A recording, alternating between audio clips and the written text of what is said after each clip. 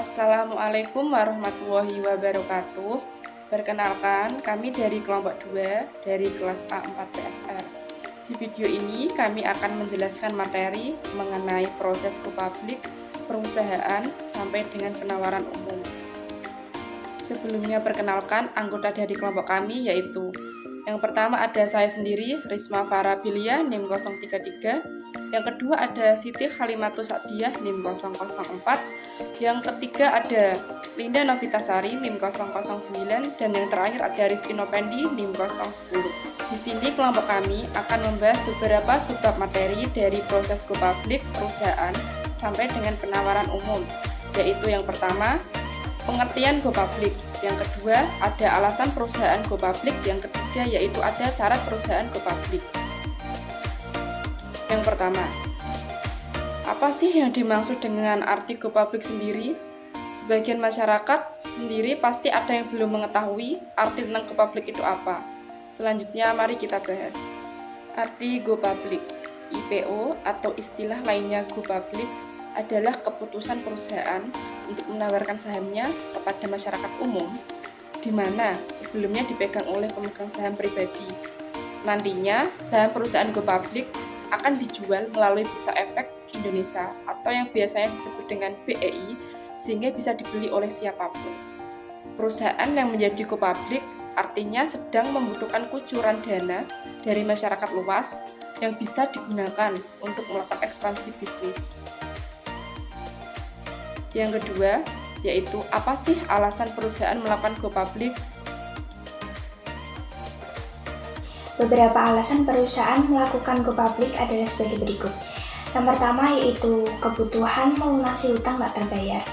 Perusahaan go public biasanya disebabkan karena memiliki banyak kewajiban atau liabilitas yang tertunggak. Yang kedua yaitu melakukan ekspansi bisnis. Alasan lainnya mengapa perusahaan melakukan go public adalah untuk memperluas cakupan bisnis dan mencari pangsa pasar baru. Yang ketiga, membangun reputasi dan brand awareness. Reputasi dan ekuitas brand dari perusahaan yang masih privat atau lebih sulit untuk diukur jika dibandingkan dengan perusahaan yang sudah IPO, terutama di mata investor.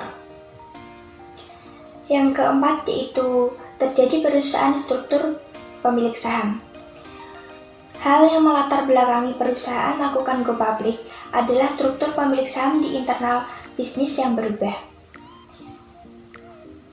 Syarat perusahaan go public. Apa syarat perusahaan go public yang harus dipersiapkan sebelum Anda mendaftar ke pasar modal? Yaitu yang pertama, perseroan terbatas atau PT sudah didirikan minimal sejak 12 bulan sebelum pendaftaran. Yang kedua, yaitu jumlah aktiva bersih berwujud dan dimiliki perusahaan minimal 5 juta. Yang ketiga, mendapatkan opini wajar tanpa pengecualian pada laporan keuangan audit tahun buku terakhir yang diberikan oleh akuntan publik resmi dan terdaftar di Otoritas Jasa Keuangan. Yang keempat, yaitu perusahaan go public harus menjual kepemimpinan sahamnya dengan jumlah yang ditentukan. Yang kelima, jumlah minimal dari pemegang saham publik adalah sebanyak 500 pihak. Penawaran umum atau sering pula disebut go public adalah kegiatan penawaran saham atau efek lainnya yang dilakukan oleh emiten atau perusahaan yang akan go public untuk menjual saham atau efek kepada masyarakat berdasarkan tata cara yang diatur oleh Undang-Undang Nomor 8 Tahun 1995 tentang pasar modal dan peraturan pelaksanaan lainnya.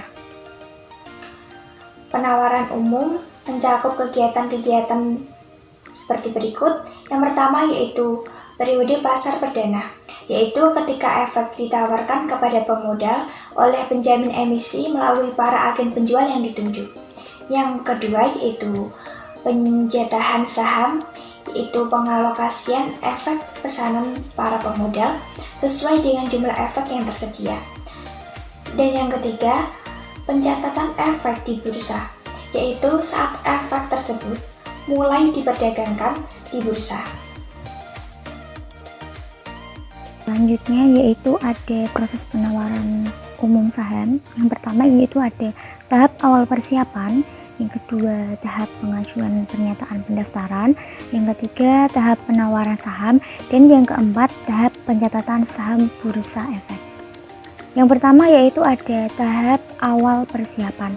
Pada tahap yang paling awal, perusahaan yang akan menerbitkan saham terlebih dahulu melakukan rapat umum pemegang saham atau RUPS untuk meminta persetujuan para pemegang saham dalam rangka penawaran umum saham.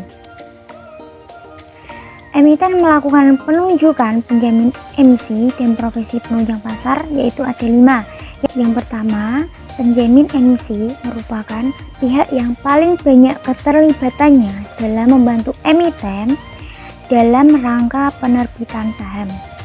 Yang kedua yaitu ada akuntan publik, bertugas melakukan audit atau pemeriksaan atas laporan keuangan calon emiten untuk 2 tahun terakhir. Yang ketiga, penilai untuk melakukan penilaian terhadap aktiva tetap perusahaan dan menentukan nilai wajar dari aktiva tetap tersebut. Yang keempat, konsultan hukum untuk memberikan pendapat dari segi hukum atau legal opinion semua yang berkaitan dengan hukum untuk penawaran umum. Yang kelima, notaris untuk membuat akta-akta perubahan anggaran dasar, akta perjanjian-perjanjian dalam rangka penawaran umum, dan juga notulen-notulen rapat. Yang kedua ada tahap pengajuan pernyataan pendaftaran.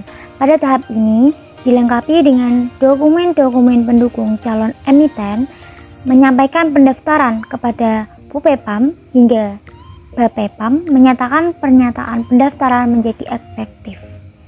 Yang ketiga yaitu ada tahap penawaran saham.